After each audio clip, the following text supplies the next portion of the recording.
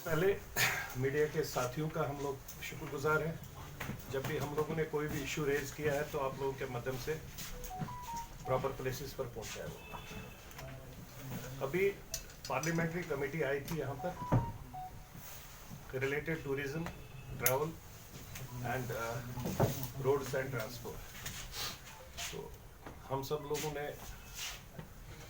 लोगों ने उनका वेलकम किया और यही सोच के सब लोगों ने वेलकम किया कि यूटी के बाद एक पहली बार इतनी बड़ी पार्लियामेंट्री कमेटी यहाँ पर आई है and we expect some good results from that parliamentary committee. जो साथी यहाँ ट्रैवल वाले मिले थे, आप सबको पता है 5 अगस्त के बाद जिस तरीके से ट्रैवल का हाल हमारे यहाँ पर हो गया, बिजनेस सेंटर खत्म हो गया, बैठा हुआ है।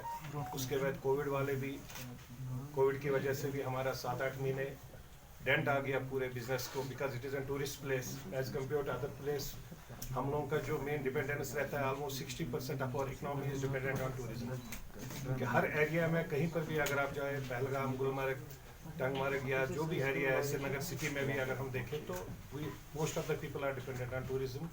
उसके माध्यम से आर्टिज्म सब को देखकर हम लोगों ने एक्सपेक्ट किया कि they will give good results. दूसरी बात है, मैंने पिछली बार भी बात की थी कि हमारे यहाँ पर कंट्रोल उतना ज़्यादा पॉलिटिशियनों के माध्यम से प्रॉब्लम्स नहीं थी जितनी हमारे यहाँ से ब्यूरोक्रेसी की प्रॉब्लम है। मैं कल मागम में गया था, ये हमारे मागम के काउंसलर वाइस प्रेसिडेंट है मेरे वहाँ टीम के, ये हमारे काउंसलर है, ये पूरा मागम का टीम है, सरपंच है पार्टी के। हम लोगों को बड़ा दुख हो गया, 2018-2019 में 53 lakh rupees have been provided to their council और आज तक, अब 31 मार्च को 2021 को 3 साल हो जाएंगे, अभी कोई डिसबर्समेंट फंड ही नहीं हुआ है। ना वहां का डायरेक्टर, ना वहां पर ईओ जो कोई मैडम बिठा के रखी है वहां पर पिछले 4-5 महीने से कोई भी बिल पर साइन तो बहुत दूर की बात है। जो लोकल फंडिंग होती है, लोकल काम होता है, किसी की रजिस्ट्रेशन होनी होती है या इनके साथ काउंसिल में कहीं पर कोई रेस्पेक्ट, डिग्निटी और ऑनर की बात ही नहीं है। मैं गवर्नमेंट ऑफ इंडिया से, पर्टिकुलरली होम मिनिस्ट्री से और एलजी साहब से गुजारिश करना चाहता हूं, सीएस से गुजारिश करना चाहता हूं, अगर यहां पर हमारे बच्चे इलेक्शन में खड़े हो गए और जो इलेक्टेड मेंबर्स पूरी कंट्री में है, उनकी एक इज्जत आबरू है।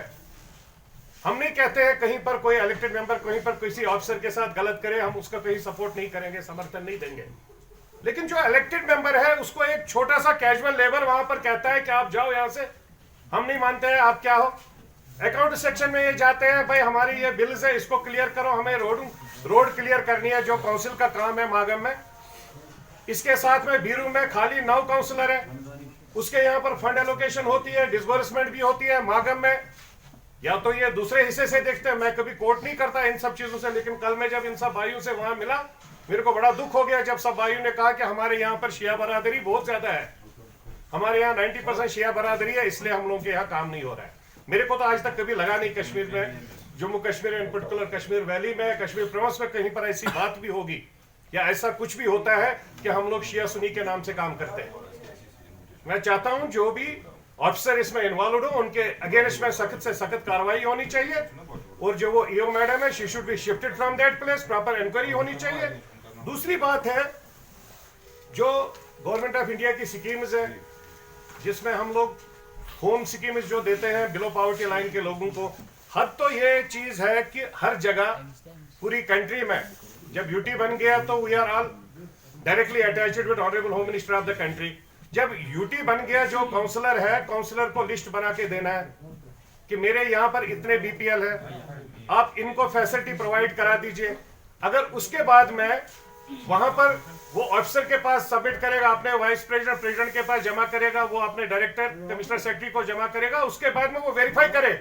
ऐसा नहीं कह रहे हैं कि हम काउंसलर ने जो लिख के दिया वो क्लियर करो, उसमें प्रॉपर वेरिफिकेशन होनी चाहिए। उस वेरिफिकेशन के माध्यम से अगर करेक्ट जो है उसको रखे, जो नहीं है उसको साइड में रखे। यहाँ पर मसला क्या है, 2014 में उमर साहब का लिस्ट है, नेशनल कॉन्फ्रेंस का लिस्ट है, 2014 का लिस्ट दिया जाता है आज की डेट में, जब हमारे पास प्रेजेंट में वहां पर काउंसिल है पूरा। इनको बोला जाता है आप लोगों की कोई हिम्मत, आप लोगों को कोई मतलब नहीं है लेना देना, आप बैठिए, हमें पता है हमें क्या करना है। 2014 का ये लिस्ट दिया जाता है जिसमें आई थिंक 300 कितने 378 2014 से लेकर 2021 तक उनके हिसाब से ये गरीब है। और जो प्रेजेंट में ये लिस्ट बना के दे रहे हैं सब काउंसिल वाले, इस लिस्ट को उठा के साइड में फेंका जा रहा है। They are not entertaining them, that is very bad. 2021 में इन्होंने दिए हैं वेरीफाइड बाय प्रेजेंट काउंसलर्स 244। तो हाँ, और ये कहते हैं कि इसको वेरीफाई करिए, ये नहीं कह रहे हैं कि इसको छोड़ दीजिए, ये कहते हैं इसको वेरीफाई करिए। हम लोग काउंसिल में बैठे हैं, हम लोगों के माध्यम से जो हमारे पास डाटा आया है, हमने ग्राउंड पर जो डिटेल्स निकाले हैं, ये डाटा है। अगर आपको लगता है कि ये गलत है, इसमें जो गलत है उसको साइड में छोड़ दीजिए, जो करेक्ट है उसको आप वेरीफाई करिए और सपोर्ट करिए, because the scheme is from government of India. ये किसी के घर की स्कीम नहीं है। बट प्रॉब्लम क्या है, यहाँ पर सब स्कीमें, जितनी भी स्कीमें आती है, वो ब्यूरोक्रेसी के हाथ से निकलती नहीं है बाहर। तीसरी बात है, हमारे यहाँ पर आंगनवाड़ी सेंटर और सोशल वेलफेयर में पर्टिकुलरली 2014 से पहले जितने भी जगहों में ये दिए गए हैं, उनके ऑलमोस्ट 80% जगहों में हर एक के घर में गवर्नमेंट एम्प्लॉय है। ये सब स्कीमें गरीबों के लिए है, बिलो पॉवर्टी लाइन लोगों के लिए है। आंगनवाड़ी सेंटर अगर हमने देना है, हमने एक गरीब को देना है, जिससे वो और 20 गरीबों को मदद करेगा। सोशल वेलफेयर सेंटर के माध्यम से जो स्कीम देते हैं, वो किसी गरीब के, मैं चाहता हूं, मैं विजिलेंस डिपार्टमेंट से इसमें डायरेक्टली गुजारिश करना चाहता हूं। मेरे पास भी बहुत डाटा है, श्रीनगर सिटी में भी ऐसा डाटा मेरे पास है, जिसमें बहुत ऐसे लोगों का डाटा है जो गवर्नमेंट एम्प्लॉयज है और उसके घर में या उसकी बहन को दिया है, उसकी बेटी को दिया है, उसकी बीवी को दिया है। तो मैं चाहता हूं उसमें प्रॉपर तरीके से कार्रवाई होनी चाहिए। जो भी इन्वॉल्वड हो, जो भी गवर्नमेंट एम्प्लॉय के यहाँ पर हो, जितना फंड अभी तक आया हुआ उसके तनख्वाह से काटा जाए, उसको सस्पेंड किया जाए कि उसने अपने घर में स्कीम क्यों ले ली। That is only because of their political patronage from some political leaders, उसकी वजह से ये हो गया। तो इसलिए हमारे ये सब कुछ इश्यूज थे जो हमने चाहा कि आज आप सब साथियों के सामने हम इसको एक्सप्रेस करें, उठाए। और जो मैं गवर्नमेंट से ये भी गुजारिश करना चाहता हूं कि हमारी जो रोड है, नेशनल हाईवे, जिस तरीके से इस पर काम हो रहा है, कि मैं चाहता हूं कि इस पर जल्दी से जल्द काम हो जाए। इसकी वजह से हमारी डे टू डे जो वर्किंग है, पर्टिकुलरली कश्मीर वैली में, ये सब खत्म हो जाती है। हम लोग टोटल डिपेंडेंट है, हर एक हमारा यहाँ का साथी एफोर्ड नहीं कर सकता है। 10,000, 8,000, 12,000, 20,000 भी टिकट जाती है। Nobody can afford it. 1%, 2% लोग करते हैं। और सबसे बड़ी बदकिस्मती है, जब भी हमारा रोड बंद हो जाती है तो एयर टैरिफ इतना हैवी हो जाता है, 10-15 हजार से नीचे कहीं पर भी नहीं होता है। हमने पहले भी गुजारिश की, आज भी एलजी साहब से गुजारिश करना चाहता हूं कि डीजीसीए के माध्यम से वो एविएशन मंत्रालय में बात करे और उसमें एक फिक्स रेट रखे, 5,000, 5,500, जो एक आदमी, हर एक साथी, कम से कम कुछ लोग उसको एफोर्ड कर सकते हैं। जबकि at a time suit up, चाहे अगर रोड भी हमारा बंद होता है, कुछ बेचारे ऐसे लोग हैं जिनको मजबूरी में हॉस्पिटल जाना पड़ता है, कहीं पर भी कुछ जाना पड़ता है, they are not in a position to go to that place because of air fares and other things. तीसरी बात है, हमारे पास एक इशू अभी रिसेंटली, शायद आप मीडिया के साथियों के पास भी, मेरे पास वो वीडियो भी आया था, एक यहाँ प्राइवेट हॉस्पिटल में एक लेडी का, जिसका हस्बैंड मारा गया था because of the negligence of doctor. तो मैं उसमें भी चाहता हूँ कि इसमें प्रॉपर तरीके से मेडिकल काउंसिल को यहाँ पर रिक्वेस्ट कर रहा हूँ कि वो प्रॉपर तरीके से, क्लियर तरीके से चेक करें कि हर जगह में जो डॉक्टर्स है, वो हमारे लिए आजकल मेरे को लगता है लाइफलाइन बनी हुई है। कोविड के टाइम में हर एक के लिए वो लाइफलाइन है। तो मैं चाहता हूँ उसमें प्रॉपर तरीके से चेकअप किया जाए। और सब डॉक्टरों से भी कहता हूँ, मैं उन पर क्वेश्चन नहीं उठाना चाहता हूँ। ये कहाँ पे वाकया हुआ सर? ये श्रीनगर सिटी का ही है, कोई प्राइवेट इंस्टीट्यूट का, मेरे पास पूरा अपडेट है। कहाँ पे? नूरा। वो अभी रिसेंटली एक लेडी का मेरे पास वीडियो आया था, वो बेचारी बहुत रो रही थी।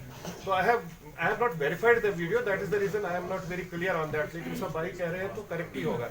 लेकिन एक लेडी हमारी हमशेर, एक बहन बोल रही थी वहां से, तो मेरे को लगा कि this is my responsibility to raise that voice.